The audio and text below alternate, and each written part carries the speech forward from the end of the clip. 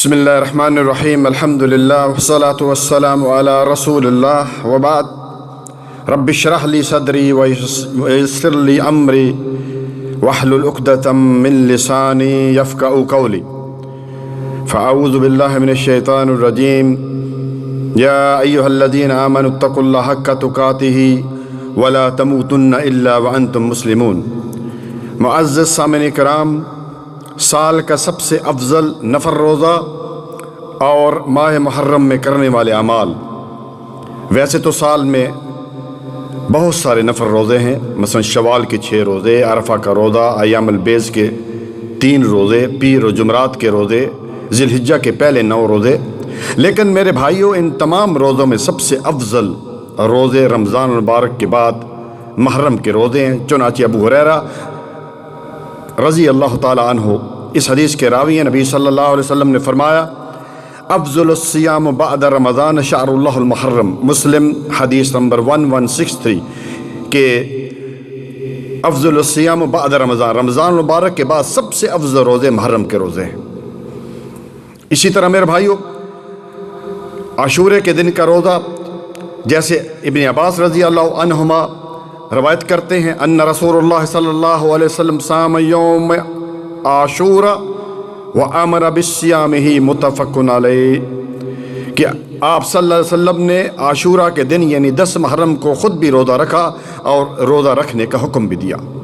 تیسری حدیث جس کے راوی ابو قتادہ رضی اللہ تعالی عنہ فرماتے ہیں کہ سئل رسول اللہ صلی اللہ علیہ وسلم عن یوم عاشورہ فقال یکفر سنۃ ماضیہ، رواہ المسلم، کہ آپ صلی اللہ علیہ وسلم سے اس روزے کے بارے میں پوچھا گیا، عاشورہ کے روزے کے بارے میں، فرمایا پچھلے 1 سال کے گناہ معاف ہو جاتے۔ سبحان اللہ، مسلم کی روایت۔ چوتھی حدیث جس کے راوی ابن عباس رضی اللہ عنہما کہتے ہیں قال رسول اللہ صلی اللہ علیہ وسلم لئن بقیت الی قابل لاصومن التاسع، رواہ المسلم، حدیث نمبر 1134، کہ اگر میں اگلے سال زندہ رہا تو میں 10ویں کے ساتھ نامی کا بھی روزہ رکھوں گا۔ آپ جانتے ہیں کہ رسول اللہ صلی اللہ علیہ وسلم جب ہجرت کر کے مدینہ پہنچے تو دیکھا یہودی بھی روزہ رکھتے ہیں۔ پوچھا یہ ما ہذا، کس خوشی میں یا کیوں رکھتے ہو روزہ؟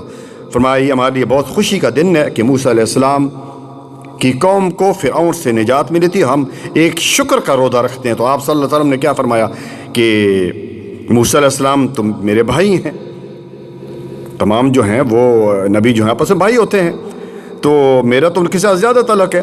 تو آپ صلی اللہ علیہ وسلم خود بھی روزہ رکھا اور روزہ رکھنے کا حکم بھی دیا، اور پھر یہ فرما دیا کہ لئن بقیت الی قابل لاصومن التاسع، اگلے سال میں زندہ رہا تو اس کے ساتھ نامی کا بھی روزہ رکھوں گا تاکہ یہودیوں کی مخالفت ہو جائے۔ میرے سنی بھائیوں اور بہنوں، شربت اور کھانوں کی سبیلیں لگانے والوں، ہوش کے ناخن لو، جس کا کلمہ پڑا ہے محمد رسول اللہ صلی اللہ علیہ وآلہ وسلم، وہ تو اس دن روزہ رکھیں اور روزہ رکھنے کا حکم دیں، اور ہم دوسروں کے دیکھا دیکھی بریانی کھائیں اور لوگوں کو کھلائیں اور سبیلیں لگائیں اور لوگوں کو شربت اور وہ پلائیں، شرم کی بات ہے یہ۔ اس لیے بہتر یہ ہے کہ 9-10 محرم کو روزہ رکھا جائے، اور اگر کوئی مریض ہے یا کسی وجہ سے نہیں رکھ سکتا تو 9 اور 10 محرم کو روزہ رکھیے، اور اگر یہ بھی نہیں ہو سکتا تو 10 محرم کو صرف 1 روزہ تو ہر مسلمان کو رکھنا چاہیے۔ اللہ سبحانہ و تعالی ہم سب کو نبی صلی اللہ علیہ وسلم سے محبت اور ان کی اطاعت کرنے کی توفیق عطا فرمائے۔ میرے پیارے بھائی اور بہنوں، بجائے ان جلوسوں میں شرکت کرنے کے جہاں کے تمام کام خلاف شریعت ہو رہے ہوتے ہیں، ہمیں چاہیے کہ ہم روزہ بھی رکھیں اور اس کی دعوت لوگوں کو بھی دیں اور لوگوں کی افطاری کرائیں۔ اسی طرح آگے چلتے ہیں، جو نفر روزہ ہے اس کا اجر کتنا ہے؟ سیدنا ابو سعید رضی اللہ تعالی عنہ کہتے ہیں سمعت النبی صلی اللہ علیہ وسلم یقول من صام یوما فی سبیل اللہ بعد اللہ وجہہ عن النار 70 خریفہ، متفق علیہ، کہ جو شخص ایک روزہ نفر روزہ رکھتا ہے اللہ سبحانہ و تعالیٰ اس کو 70 سال کی مسافت کے برابر جہنم کی آگ سے دور کر دیتے ہیں۔ اور ایک دوسری حدیث میں آپ صلی اللہ علیہ وسلم نے فرمایا من صام یوما فی سبیل اللہ جعل اللہ بینہ و بین النار خندقا کما بین السماء والارض، رواہ ترمذی کی حدیث ہے کہ جو شخص ایک نفر روزہ رکھتا ہے اللہ تعالیٰ اس کے اور جہنم کے درمیان ایک خندق کھول دیتے ہیں جس کی جو ہے لمبائی کتنی ہوتی ہے، زمین اور آسمان کے برابر۔ اتنی بڑی فضیلت چھوڑ کر ہم مسلمان اہل سنت والجماعت غیر شرعی کام کریں اور غیر شرعی کاموں میں مدد دیں۔ میری بھائیوں، میرا کام تھا اب تک پہنچا دینا۔ اللہ سبحانہ و تعالی ہم سب کو حق بات سننے، سمجھنے اور اس پر عمل کرنے کی توفیق عطا فرمائے۔ پیارے بھائیوں، محرم الحرام حرمت والے مہینوں میں سے ایک مہینہ ہے، جس کے بارے میں نبی صلی اللہ علیہ وسلم نے حجۃ الوداع کے موقع پر کیا فرمایا تھا؟ دیکھو، زمانہ گھوم کر پھر اپنی حالت پر لوٹ آیا ہے، جس پر اللہ سبحانہ و تعالیٰ نے زمین و آسمان کو پیدا کیا، یعنی سال 12 مہینے کا ہے، اور ان میں سے 4 مہینے حرمت والے ہیں۔ کون سے؟ رجب، ذی القعدہ، ذی الحجہ اور محرم۔ بخاری حدیث نمبر 4662۔ اسی طرح اللہ سبحانہ وتعالیٰ نے سورۃ توبہ آیت نمبر 36 میں کیا فرمایا کہ یہ 4 مہینے حرمت والے ہیں اور ادب والے ہیں۔ فَلَا تَظْلِمُوا فِيهِنَّ أَنفُسَكُمْ، اور ان مہینوں میں اپنے اوپر ظلم نہ کرو۔ ظلم سے مراد ہر قسم کے گناہ۔ ایک بھائی کا سوال میرے پاس پہلے سے آیا ہوا ہے، کہیں میں بعد میں بھول نہ جاؤں۔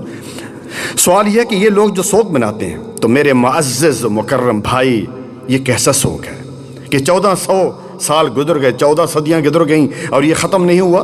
اگر اسلام میں سوگ و ماتم منانا جائز ہوتا تو حضرت عمر رضی اللہ تعالیٰ عنہ کو فیروز لولو نے بڑے ظلمانہ طریقے سے شہید کر دیا، ان کا سوگ منایا جاتا، جن کے بارے میں نبی صلی اللہ علیہ وسلم نے فرمایا لو کان بعد نبی لکان عمر۔ اگر سوگ اور ماتم منانا جائز ہوتا تو حضرت عثمان، جن کو 50 رضی اللہ تعالیٰ عنہ، جن کو 50 دن مسجد نبی میں بھوکا پیاسا رکھ کر شہید کر دیا۔ اور آپ جانتے ہیں یہ کون عثمان رضی اللہ تعالیٰ عنہ، جن کو نبی صلی اللہ علیہ وسلم نے ایک مجلس میں 10 دفعہ جو ہے وہ جنت کی بشارت دی تھی۔ اگر سوگ اور ماتم منانا جائز ہوتا تو آپ کے حقیقی چچا حضرت حمزہ رضی اللہ تعالیٰ عنہ، جو کہ سید الشہداء ہیں، ان کا منایا جاتا۔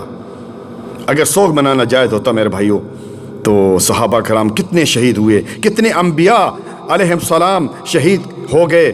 مگر میرے بھائیوں، اسلام میں نہ کسی کا جنم دن منانا جائز ہے اور نہ کسی کا مرن دن منانا جائز ہے، بلکہ 3 دن تعزیت ہے، الا اس عورت پر کہ جس کا خامند فوت ہو جائے تو وہ 4 مہینے 10 دن عدت میں رہے گی۔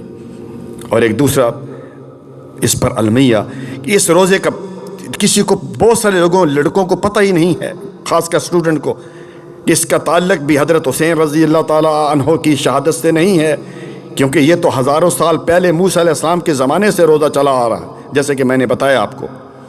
اس لیے اسلام نے یہ دروازہ ہی بند کر دیا، ورنہ آپ خود سوچیں کہ پھر تو ہر روز کسی کا جنم دن ہوتا اور کسی کا مرن دن ہوتا، اور تو کوئی انسان کام ہی نہ کر سکتا۔ اسی طرح میرے بھائیوں کہ اس میں کوئی شک نہیں کہ سیدنا حسین رضی اللہ تعالیٰ عنہ کو مسلمانہ شہید کر دیا گیا، مگر میرے بھائیو یہ تقدیر میں لکھا تھا۔ نبی صلی اللہ علیہ وسلم نے کیا فرمایا کہ اللہ سبحانہ و تعالیٰ نے اول ما خلق القلم، قلم کو پیدا کیا اور کہا اکتب، لکھو۔ اس نے کہا کیا لکھو؟ جو اللہ سبحانہ و تعالیٰ بتاتے گئے وہ لکھتے گئے۔ تو تقدیر میں یہ لکھا گیا تھا 50,000 سال اس دنیا بنانے سے پہلے اللہ سبحانہ و تعالیٰ نے تمام لوگوں کی تقدیر لکھ دی، اور پھر وہ شہید ہیں۔ اور اللہ تعالیٰ نے سورۃ البقرہ غالباً اس کی آیت نمبر 153 ہے، کیا فرمایا؟ وَلَا تَقُولُوا لِمَن يُقْتَلُ فِي سَبِيلِ اللَّهِ أَمْوَاتٌ بَلْ أَحْيَاءٌ وَلَكِن لَا تَشْعُرُونَ، کہ جو اللہ تعالیٰ کے راستے میں مارے جائیں انہیں مردہ مت کہو، وہ تو شہید ہیں، لیکن تم کو ان کا شعور نہیں ہے، ان کی زندگی برزخی زندگی ہے۔ اسی طرح میرے بھائیوں، اس مہینے میں کچھ خرافات، بدعات، مار پیٹ، گریباں پھاڑنا اور اس طرح سوگ بنانا، یہ کیا ہے؟ مثلاً اس مہینے میں یعنی محرم میں قبروں پر مٹی ڈالنا، ماہ محرم میں خاص کر قبروں کی زیارت کرنا، نمبر 3 ماہ محرم میں نئے کپڑے پہنا، نمبر 4 ماہ محرم میں شادی نہ کرنا، نمبر 5 10 محرم کو اسپیشل کھانا پکا کر کھلانا، نمبر 6 10 محرم کو سیدنا حسین رضی اللہ تعالیٰ عنہ کے نام کا ختم دلانا، نمبر 7 ماہ محرم میں سونا نہ خریدنا، نمبر 8 خاص کر 9 اور 10 محرم کو چارپائی پر نہ سونا۔ ایک بات مجھے یاد آئے گی، کل ہی ایک بھائی نے پاکستان سے واٹس ایپ پر مجھ سے سوال کیا کہ جی محرم میں بال کٹا سکتے ہیں؟ اللہ اکبر، اتنا نہیں پتہ۔ نمبر 9 بناوٹی قبر اور بناوٹی مزار کے ساتھ ماتمی لباس پہن کر خود کو چھرے اور زنجیریں مارنا، نمبر 10 یا حسین کہہ کر بین کرنا، نمبر 11 کالے کپڑے پہنا، یہ کون سا دین ہے مجھے بتائیے؟ یہ تو سراسر ظلم ہے۔ نبی صلی اللہ علیہ وسلم، میرے بھائیوں، کاش ہم نبی صلی اللہ علیہ وسلم کی بات مانتے۔ آپ صلی اللہ علیہ وسلم نے تو فرمایا لیس منا من ضرب الخدود وشق الجیوب ودعا بدعوت الجاہلیہ، بخاری 1297 کو، وہ ہم میں سے نہیں ہے جو کیا کرے، منہ پر تماچے مارے، گریباں پھاڑے اور زمانہ جاہلیت کے بول بولے۔ اسی طرح ایک اور آخری بات کہ بہت سارے لوگ اس میں سوال کرتے ہیں جی ان کا کھانا کھائیں، کبھی چاول آپ لوگوں نے نہیں دیکھے بھائی؟ ضروری ہے ان کا کھانا کھانا ہے؟ اور قرآن میں اللہ سبحانہ و تعالیٰ نے سورۃ مائدہ اور 3 جگہ اور 4 مقامات پر یہ آیت نازل کی، حرمت علیکم المیتۃ والدم ولحم الخنزیر وما اہل بہ لغیر اللہ، کہ تم پر 4 چیزیں حرام کر دی گئی ہیں، مردار کا گوشت، اس کا خون، خنزیر کا گوشت، اور ان تینوں سے بدتر وہ کھانا جس پر غیر اللہ کا نام لیا گیا ہو۔ تو میرے بھائیوں، ہمیں جو ان محرم کے مہینے میں کام کرنا ہے، اعمال کرنے ہیں، وہ ہے صرف کہ ایک تو ہے گناہوں سے بچنا ہے، اور صرف اس میں نہیں پوری زندگی بچنا ہے، خاص کر اس مہینے میں اور ان 3-4 مہینوں میں جو حرمت والے ہیں۔ اور دوسرا یہ ہے کہ اس میں روزے رکھنے ہیں۔ میرے بھائیوں، یہ دعوت آگے پہنچاؤ یہ دعوت، تاکہ ہم روزہ رکھیں، ہم وہ کام کریں جس پر نبی صلی اللہ علیہ وسلم کی مہر ہے۔